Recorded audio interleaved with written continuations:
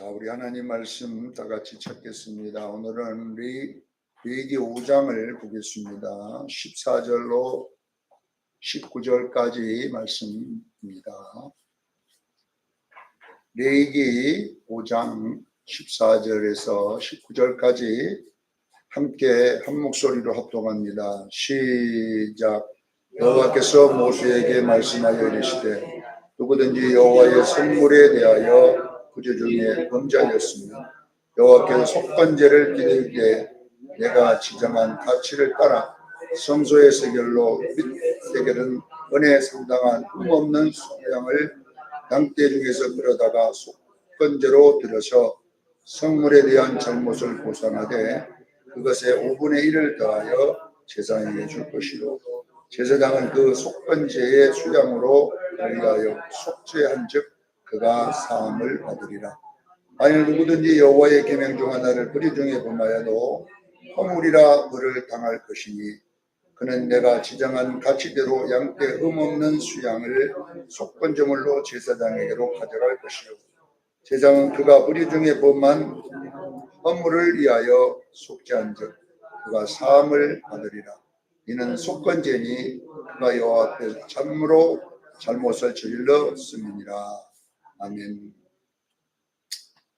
오늘 제목은 속건제에 대해서 제목인데, 이 속건제는 예수님의 인격을 말한다. 그래서 허물의 배상이라 이렇게 제목이 주제처럼 길게 적어져 있습니다. 속건제는 뭐냐? 이웃과 관계. 근데 여기 보니까 이웃과만 관계된 게 아니라 하나님과도 관계된 이야기가 먼저 나오고 6장 1절부터는 이웃과 관계된 문제를 배상하라 이렇게 나와 있습니다. 제가 성경을 강해를 계속하고 있는데요. 강해의 주제를 어디에 맞추냐면 우리의 성도의 구원의 서정에 맞춰서 계속하고 있습니다. 그래서 우리 성도들은 구원의 서정이라는 것은 예수 믿고 천국 간다라고 알고 있으면 안 된다는 이야기예요. 그까지만 알아버리면 우리가 주님 앞에 갈 때 여러분 실망할 수밖에 없습니다. 우리는 주님 앞에 갈 때에는 이 땅에 사는 날 동안 반드시 예복을 준비해서 가야 됩니다. 예복 안 가지고 가도 된다고 생각하면 안 되고 반드시 가지고 가야 됩니다. 그래서 이 땅에 사는 날 동안 신앙생활이라고 하는 게 뭐냐면 빛나고 깨끗한 세마포옷을 준비하는 기간입니다. 이것을 뭐라고 하냐? 신부 준비라고 그래요. 무슨 준비예요? 신부 준비해가지고, 왜냐하면 결혼식을 하러 가잖아요. 결혼식을 해야 되니까 마지막에. 예수님이 재림할 때는 신랑으로 오셔요. 신랑으로 오실 때는 왜 신랑으로 옵니까? 결혼식 하려고, 혼인식 하려고. 그러면 여자는 혼인식 때에 반드시 드레스 준비해 가야 됩니다. 청바지 입고 간다든지 아니면 체육복 입고 가면 안 되잖아요. 결혼식에 예의가 있잖아요. 그래서 신부 신랑이 오실 때에, 그래서 이 성숙이라고 하는 것은 처녀가 된다라는 뜻이 처녀라는 말은 뭘 상징하냐 그러면 다 성숙했다. 시집갈 때가 됐다. 그것을 말할 때 처녀라고 표현하는 거예요. 그러니까 우리가 처녀가 될 때까지 성장해야 된다라는 거죠. 그러면 똑같은 여자지만 아이 때도 있고 중학생 때도 있고 처녀 때도 있듯이. 그러나 처녀는 어느 때를 처녀? 자랐을 때를 처녀라고 하잖아요. 초등학교 앞에 가갖고 처녀들아 해보세요. 약간 간 사람이 온 사람, 약간 간 사람. 그러나 대학교 앞에 가가지고 처녀들아 그러면 뭐 끄떡끄떡. 왜? 그만큼 성장했기 때문에 부르는 칭호잖아요. 고린도후서 11장 2절에 사도 바울은 내가 너희를 진짜 열심으로 가르치는 이유가 뭔지 아냐? 너희를 정결한 처녀로 한 남편인 그리스도에게 중매하려 함이라. 그러니까 너희를 이렇게 말씀으로 양육하고 가르치는 이유는, 그것도 열심히 하는 이유는 너희를 정결한 처녀로 남편 대신 신랑 예수께 너희들을 연합시키기 위함이다. 이것이 뭐냐? 교회 생활이잖아요. 신앙 생활이잖아요. 그런데 고린도후서 11장 3절에 뭐라고 했냐면, 너희를 향한 나의 두려움은 이것이다. 너희를 향한 나의 뭐냐? 뱀이 그 관계로 화를 미혹한 것처럼 너희 마음을 그리스도를 향하는 그 진실함과 깨끗함에서 부패하게 만들까 두렵다. 그러니까 이거 빼내면, 이 성화 과정 빼버리고 예수 믿고 그냥 살다가 천국 간다, 이렇게 가르칠까 봐 두렵다는 거예요. 네. 아닙니다. 우리는요, 반드시 여러분 구원의 서정을 외워놓고 여러분 그것을 여러분 몸에 익히기를 바랍니다. 그걸 가르치려고 제가 하는데, 그래서 이제 예수님이 재림했다는 노아의 때와 같다고 예수님께서 마태복음 24장 37절로 39절에 보면, 인자의 때는 노아의 때와 같으리라. 근데 사람들이 예수님 재림 준비는 안 하고 먹고 마시고 시집가고 장가가고 사고 팔고 이것만 하다가 결론은 뭐냐면 불로 심판을 했는데 그때까지도 깨닫지 못하더라, 이렇게 나와 있어요. 그러나 노아는 깨달았더라, 이렇게 나와 있어요. 사랑하는 성도 여러분, 노아는 방주를 예비했음을 믿으시기를 바랍니다. 하나님의 아들들과 사람의 딸이 연합한 이곳은 방주를 만든 게 아니라 네피림, 그 다음에 용사, 명성을 낳았다, 이렇게 나와요. 이게 뭐냐 하면 세상적 성공입니다.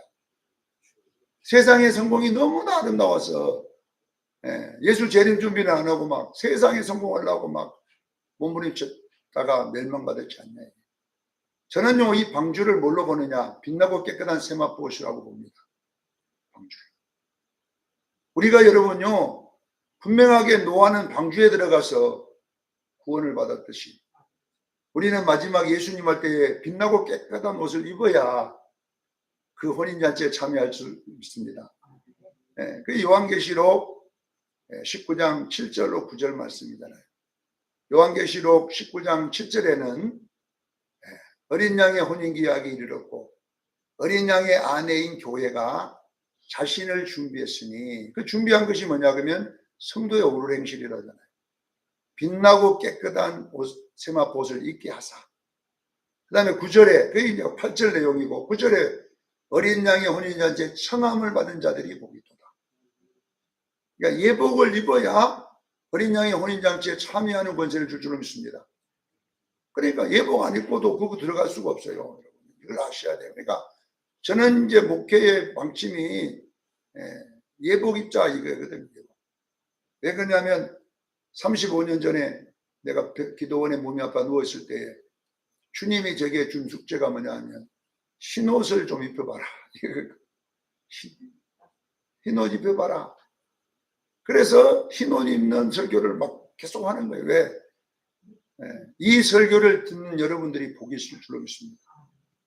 그래서 요한계시록 22장 14절에 두루마기를 빠는 자가 복이 있도다. 이 두루마기 빤다는 것이 뭐냐 그러면 바로 예복 준비하는 거예요. 회개. 행실을 회개하는 삶. 이런 사람이 성회에 들어갈 권세를 얻는다. 성은 어디야? 어린 양의 혼인잔치예요. 열처녀 비유에 나와 있잖아요. 문 닫으면 못 들어가요. 거기는요, 기름 준비한 사람만 들어가요. 열처녀. 그 기름이 뭔지 아세요? 이거는 성령이라고 뭐 하는 분들도 있지만 성령이 아니고 성령의 열매입니다.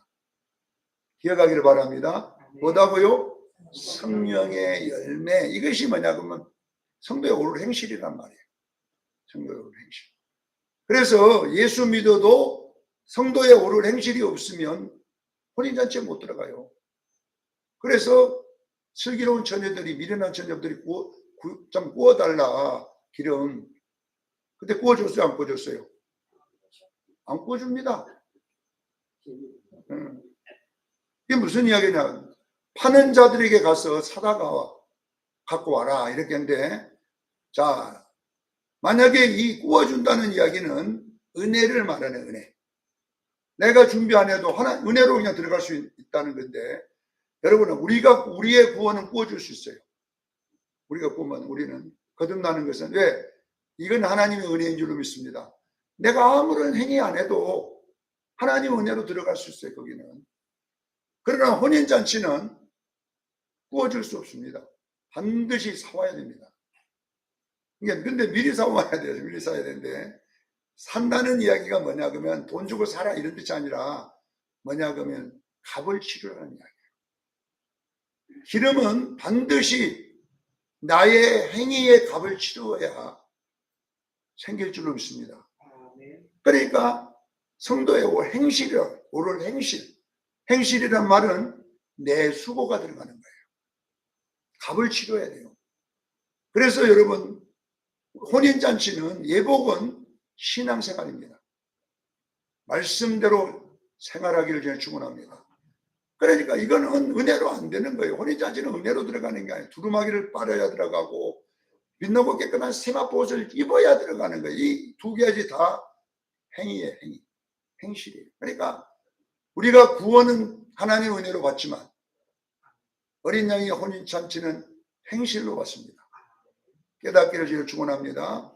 그래서 신앙생활을 똑바로 하라는 이야기잖아요. 제가 아침에도 새벽에도 설교했지만 출애굽기 19장 20절에 하나님이 시내산에 강림해 하셔서 모세 보고 올라오라 그래요. 모세가 40일 동안 올라간 적도 있고 금방 올라간 적도 있는데, 시내산에서 모세가 받은 세 가지가 있습니다. 이거는 굉장히 중요한 이야기인데, 첫째 십계명을 받았고, 두 번째는 7대 절기를 받았고 성막을 받았습니다. 이 세 가지는 시내산에 올라가서 받았습니다. 자, 이 세 가지가 다 뭐냐 그러면 구원의 서정을 받은 거예요. 자, 그러면 십계명은 뭐냐? 십계명은 마태복음에 보면 22장 40절까지 읽어보면 뭐라고 했냐면, 예수님이 뭐라냐, 이웃을 내 몸과 같이 사랑하고 하나님을 사랑하고 이웃 사랑해라. 이것이 강령이라고 그랬잖아요. 강령. 자, 무슨 이야기냐 그러면 하나님 사랑, 이웃 사랑이 뭐냐 그러면 이것이 성도의 옳은 행실입니다. 깨닫기를 주면 축원합니다. 그래서 이것이 속죄제와 속건제를 말하는 거예요. 속죄제는 예수님의 성품, 하나님 사랑. 속건제는 예수님의 인격, 이것은 이웃 사랑입니다. 그래서 이웃에게 배상하고 이렇게 나온 거예요. 자, 여러분 보세요. 하나님 사랑과 이웃 사랑이 되면 우리는 이제 강령이 다 이루어진, 성경의 목적이 이루어진 거잖아요. 이것이 성도의 옳은 행실인데, 그러면 여기 결론 부분만 십계명이 딱 되기 때문에 그럼 어떻게 우리가 성도의 옳은 행실이 되겠냐? 그것이 뭐냐 그러면 7대 절기입니다. 7대 절기는 성도의 옳은 행실이 되는 과정을 쭉 절기로 나열해놓은 거예요. 그래서 6월절은 뭐냐? 예수 믿으면 6월절이 이루어지잖아요. 할렐루야. 무교절은 어떻게 이루어지냐? 예수 믿으면 죄가 없어져 버려요. 믿으셔야 돼요. 그래서 죄 없다 그러면 무교절이라, 죄 없다, 누룩 없다 이 말이거든. 누룩은 죄를 상해. 그 다음에 초실절이 이루어져요. 초실절은 뭐냐면 세례입니다.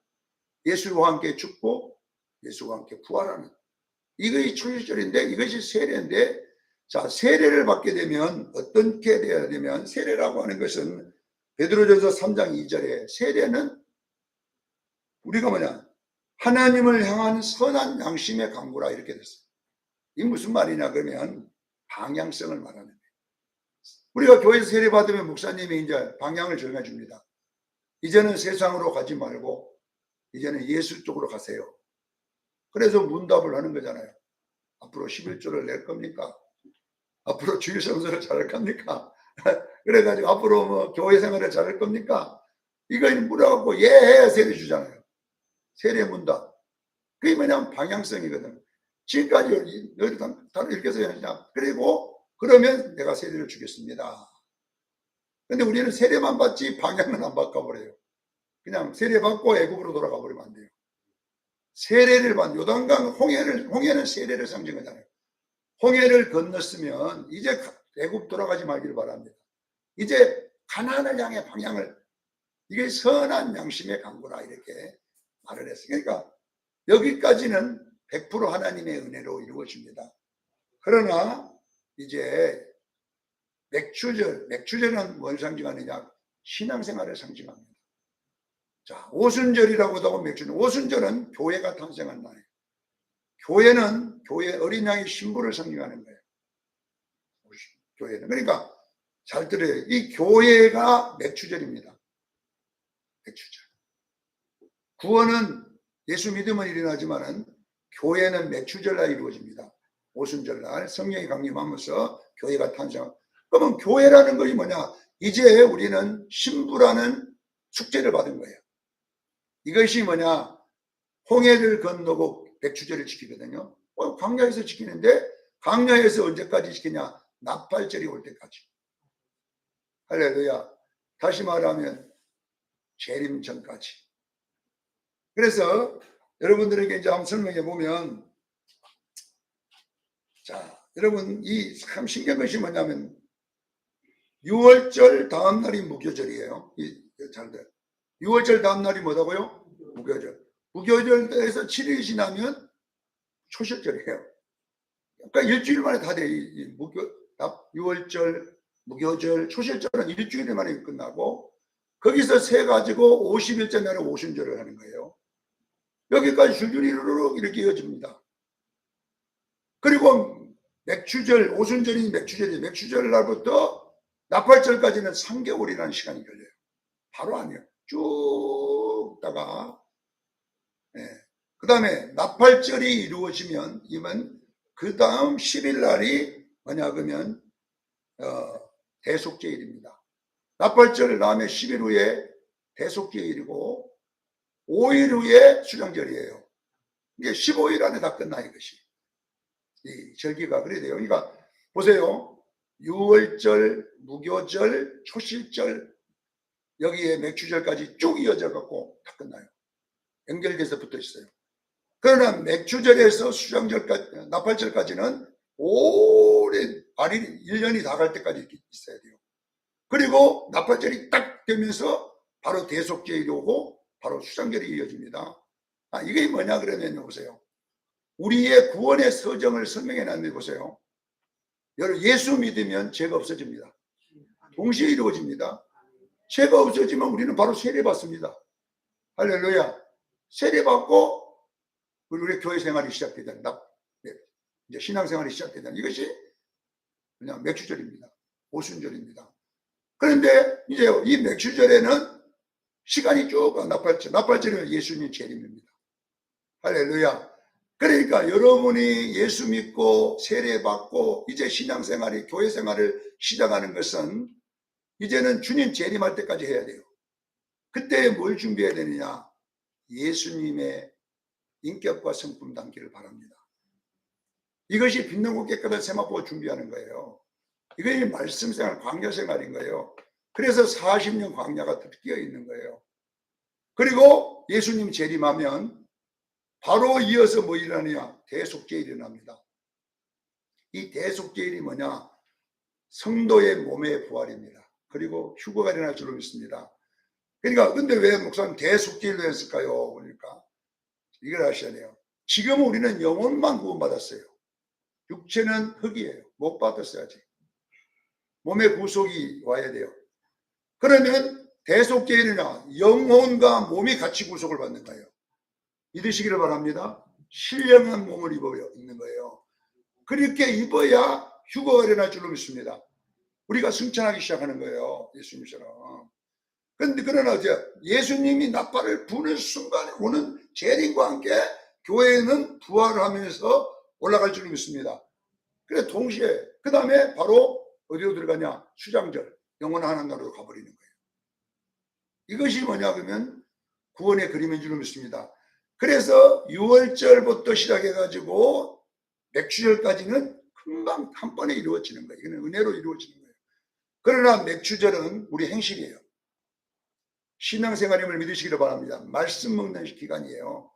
그 다음에 우리가 말씀을 다 먹고 빛나고 깨끗한 세마포를 준비했으면 예수님 재림하는 거예요. 할렐루야. 나팔절이 나오는 동시에 우리는 어떻게 돼요?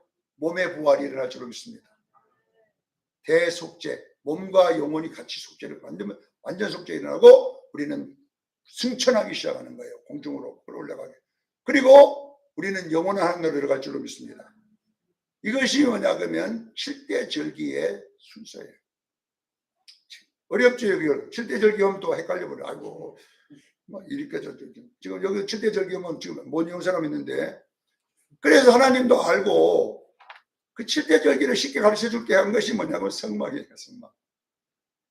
성막. 자, 성막이라고 하는 것이 너무 쉬운데 보세요. 자, 내가 이 7대 절기 쉽게 그림으로 하나 그릴 테니까 한 번에 봐봐. 자, 보세요. 성막들, 성소, 지성소 이렇게 그려놨어요. 아셔야 돼요. 그러면 성막들에는 세 가지가 있습니다. 그게 뭐냐면 성막문, 번제단, 물두멍 세 가지 있습니다. 성막문이 상징하는 것이 뭐냐 그러면 6월절입니다. 예수 믿기를 그냥 축원합니다. 예수 그 문으로 들어가. 예수 믿어야 문으로 들어오는 거잖아요. 그 다음에 번제단은 죄의 속죄입니다. 그래서 번제단에서 우리 죄를 피로 다 씻은 일로 믿으시길 바랍니다. 무교절입니다. 그 다음에 물두멍에 손발을 씻는 것이 뭐냐면 방향성이에요. 손과 발을 씻어야 돼요, 안 씻어야 돼요? 손발을 씻는다는 말은 방향을 어디로, 성소로 들어가라는 거예요. 손발 안 씻고 들어가면 죽어야 된다. 그러니까 그게 세례입니다. 할렐루야. 말씀대로 살겠다는 세례를 받는 것이 뭐냐 그러면 물두멍이에요.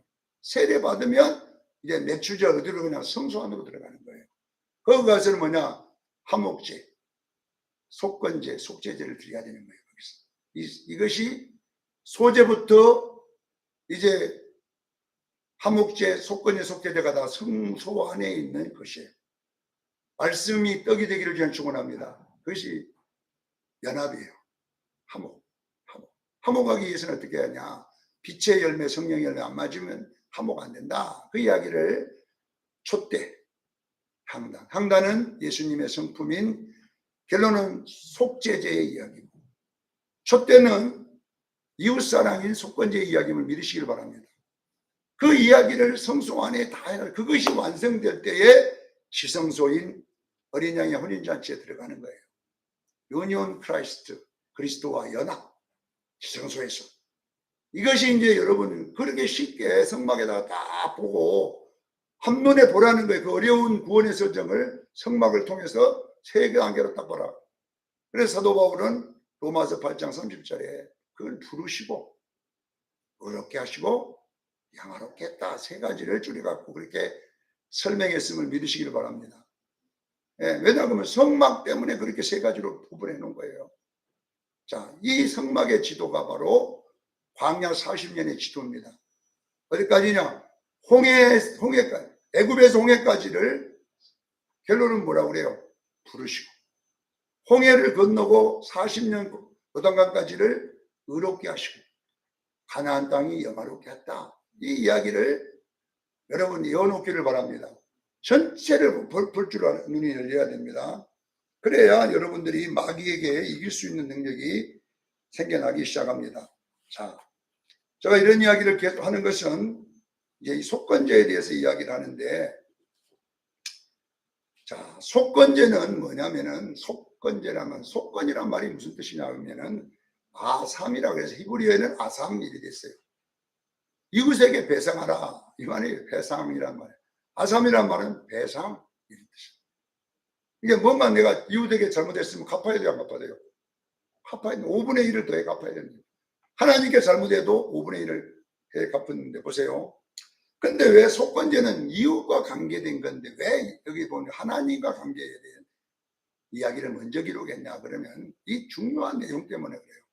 십계명 때문에 이렇게 된 거예요. 자, 여러분 보세요.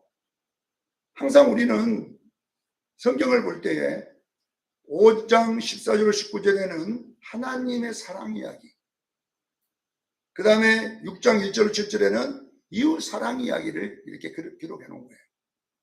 그러면 왜 이렇게 하나님 사랑과 이웃 사랑을 기록했냐 그러면요, 우리가 이제 요한일서에 보면 요한이 이걸 잘 설명했는데, 요한일서 4장에 보면 7절로 8절에 보면 요한이 뭐라냐면, 하나님을 사랑한다고 하면서 이웃을 미워하는 사람은 거짓말하는 사람이다.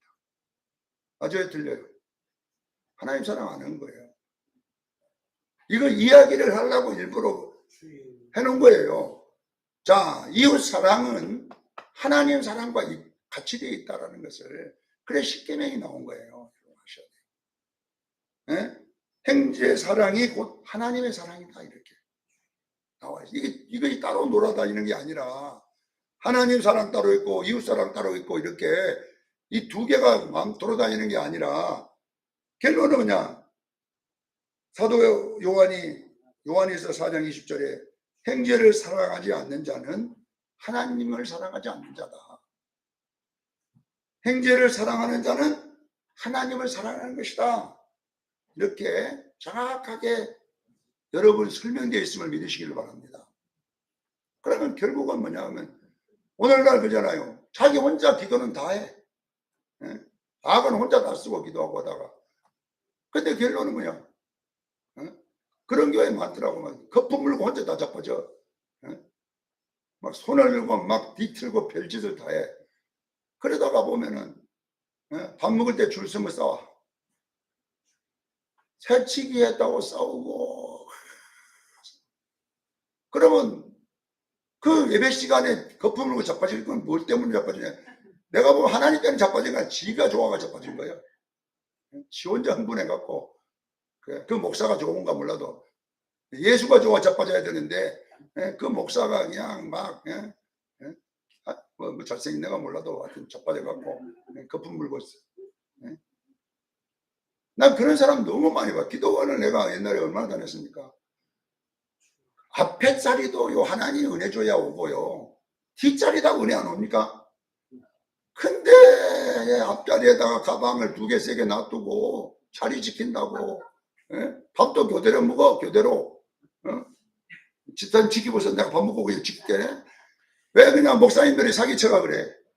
앞에 자리는 금자리고 뒷자리는 똥자리가 돼가지고, 우리가 앉아서 똥자리 앉으면 은혜는 독도 못 받을.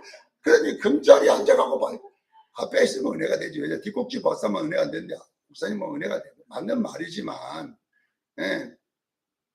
여러분 생각해 보세요. 인격이 드러나잖아요. 그랬는데 그 또 얌체가 하나 있어. 그 지킨 자리 옆에다가 탁 가방 놓고 앉았는데, 그래 거기서 힙불 3번만 돌리면 자기 자리에 나와. 그러면 자 싸우기 시작하네. 거기서 네 자리냐, 네가 여기 세금 낸 자리냐, 싸워갖고 이제는, 그래가지고 이제 절대 서로 안 비키고 안 나왔다가 또 강사 목사 올라오고 할렐루야 그러면 막 할렐루야 거품 못 자빠져 둘 다. 그것이 옳은 행실입니까? 그거는요 혼충만이에요. 영웅이 앞에서 승부랑 똑같아. 영웅이 노래 듣고 그냥 이렇게 분으로 자빠지는 거랑 똑같은 거예요. 예수로 충만해야지. 하나님이 복 주려면요 차 뒷자리에도 복이 간다니까요. 그지 여기 안 싸워갖고 무슨 복이 오겠어요. 거기가 화목이 안 되는데 거기가. 그러니까 자, 왜 사도 요한은 십계명을 이렇게 설명하면서 하나님을 사랑하지 않는 자는 이웃을 사랑하지 않고, 이웃을 사랑하지 않는 자는 하나님을 사랑하지 않는다.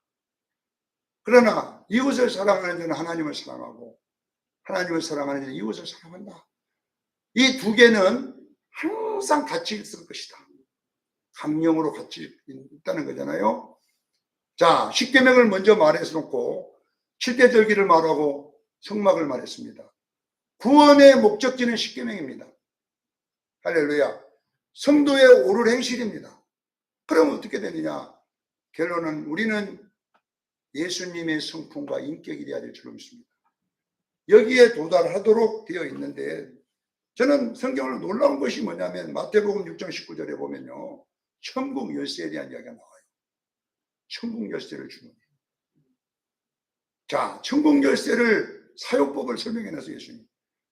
천국을 열어야 되는데 열쇠 갖고 열어야 되는데 어떻게 여냐 보세요. 땅에서 먼저 열면 하늘에서 열어져요. 정확하게 순서를 어디서 열어야 돼요? 땅에서 열면 하늘에서 열린다고 되어 있어요. 이 절차가 굉장히, 하늘에서 열면 땅에서 열리는 거 아니라 딱 어디서 열어요? 땅에서 열어야 하늘에서 열리고, 땅에서 매버리면 하늘에서 매버린다. 이 열쇠 사용법이 나와 있는데 보세요. 우리가요, 이웃 사랑이 곧 하나님 사랑이라니까요. 할렐루야. 땅에서 이웃 사랑을 해야 하나님 사랑이 같이 되는 거예요. 그래, 이것이 성도의 오를 생기신데, 오늘날 우리는요, 하나님은 사랑해 전부 다. 근데 이웃은 안 사랑해. 누가 주여 그랬습니까? 예. 그러니까 이게 저 소리를 해야 맞아요 지금. 예, 지금. 예. 이웃 사랑이 어렵거든요.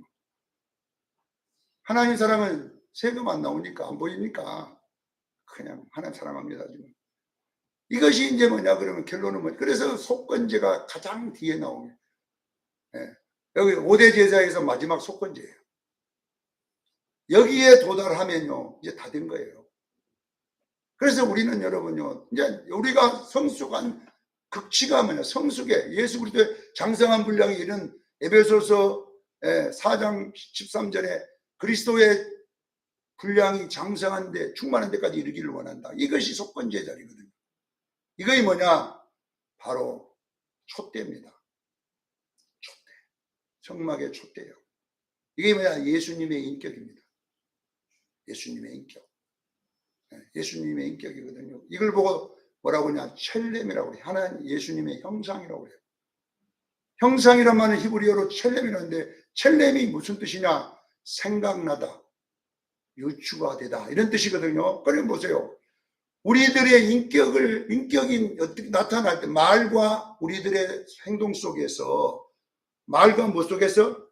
행동 속에서 누가 유추가 돼야 되냐면 예수님이 유추가 돼야 돼요. 근데 우리는 마귀가 유추가 되어버리잖아요. 그러면 결론은 뭐냐? 하나님의 형상은 어디다 가야 돼요? 하나님께 드리고, 가이사의 형상은 가이사에게 드리라고 그랬어요. 그러면 이게 뭐냐 그러면 첼렘이다니까, 형상이란 말이. 첼렘. 다시 말하면 우리 결론은, 우리 예수 믿는 사람의 신앙의 목적지는 결론은 하나님의 형상입니다. 할렐루야. 이것이 빛나고 깨끗한 생각보 오십니다. 하나님의 형상. 그러면 우리가 볼 때에는 우리들의 언어와 말과 우리들의 행동 속에는 반드시 누가 묻어 나와야 되냐? 예수가 묻어 나와야 이제 속건제가 드려지는 거예요. 그런데 우리는 속건제는 좀 안 될지라도 마귀는 안 돼야 될 거 아닙니까? 마귀의 형상은 안 돼야 될 거 아니에요. 마귀의 형상도 첼렘이에요. 마귀가 유추되다, 마귀가 생각나다. 어떻게 조 목사만 보면 마귀가 보이는 것도, 이렇게 되면 이제 이거 목사 그만둬야 돼요. 어디 가야 되냐? 저 바닷가에 가서 낚시하고 앉으셔야 돼요. 무드름 목사에 마귀가 되고 목사할 필요가 없지. 그래요. 그러니까 우리 모두는요, 신앙의 목적지는 어디냐? 속죄제와 속건제에 이르기를 바랍니다. 속죄제는 예수님의 성품, 데모트, 담다, 이 말이거든. 그 성령이 9가지 열매고, 속건제는 뭐냐? 예수님이 유추되다, 형상. 그게 뭐냐 그러면 빛의 열매 3가지입니다. 그래, 이 3가지는 에베소서 5장 9절 말씀이잖아요. 이거 다 뭐냐 그러면 화목의 열매들이에요. 첫째, 모든 착함과, 이 모든 착함이란 말이 뭐냐 그러면 화목하기 위하여 노력하다, 이 말이에요. 화목하기 위하여 내가 엄청나게 노력하다. 그 다음에 뭡니까? 진실, 의로움. 의로움이란 말은 화목하기 위해서 서로 약속을 지키다, 이 말이에요. 나도 화목을 하는데 상대방이 굉장히 기분 나쁘게 해버리니까 화목이 됩니까? 상대방이 싫어하는 걸 자꾸 해서 화목이 됩니까? 그래서 서로 내가 저 사람 안 건드려야지, 이렇게 해야지 화목이 되지. 아니, 목사님이 싫어하는데 계속 쫓아 따라다니면 되냐, 이 말이에요. 화목이 되냐, 이 말이에요.